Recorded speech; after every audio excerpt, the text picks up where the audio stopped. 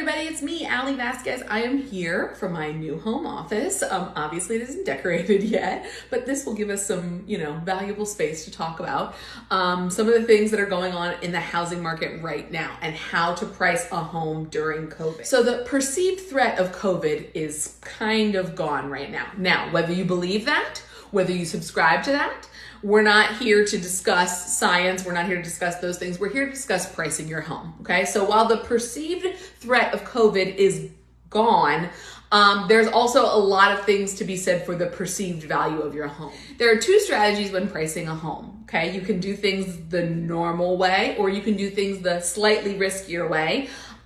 Without risk, there are no rewards. Just remember that. Scenario one is pricing a home at your ideal price range, right? So I'll give you an example from my house. Ooh, I really wanted $415 for my house. I really wanted $415.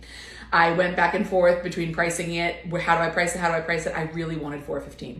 So my strategy, after being with lots and lots of buyers, after being with lots and lots of sellers, was, okay, if I price it at $415, it's gotta be flawless. It's got to be perfect. I know it's only $15,000, but that just flipping it from $400 to $415 gets you a whole new, well, when we say 400, we obviously say $399.9, but that's just a whole different bracket. You're in the 400s and you have to be showing at a 400 level in order to expect someone to come in and be like, oh my gosh, honey, stop the car. I hate that, by the way, when they put honey, stop the car in the description or one of those riders. Ugh. Anyway, if this is a honey, stop the car moment, you better make sure that your house comes correct to get that $415, okay? Now, I didn't do that, okay? I decided I didn't want to go that range. I wanted to feel popular. I wanted to feel special. So I priced it at $399.9.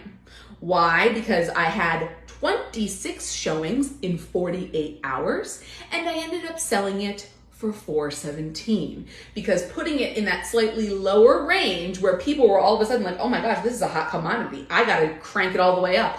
I had offers. No, not one single offer came across at list price. Just happened on a townhouse that I sold last week too. So either you can put it at your reach value. I call it your reach value because you're like, ooh, in a perfect world, I would get this.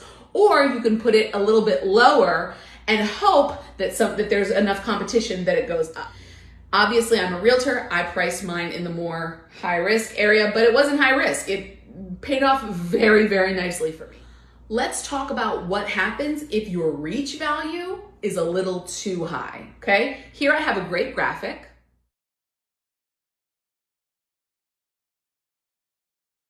If you price your home at exactly your sweet spot, you will get 60% of the market turning their eyes and actually showing interest in your home.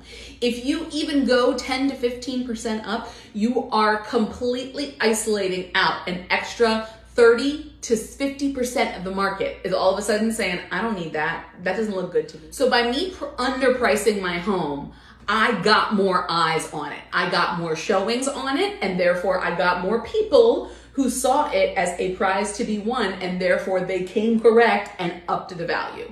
Meanwhile, if you say, I'm willing to wait for the right buyer, and you put it at your reach price, you're really doing yourself a disservice.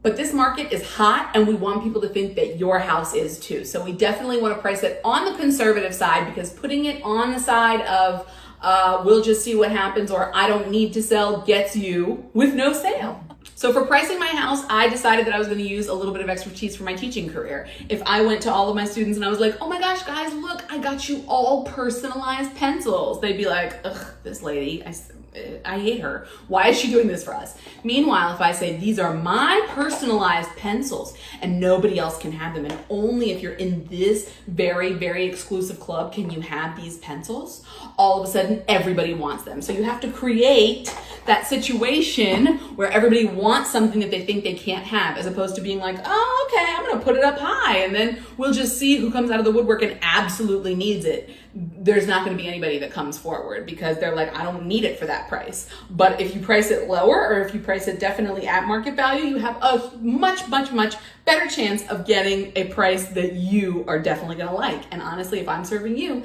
that is my goal, to make sure that you love the price that you get for your home.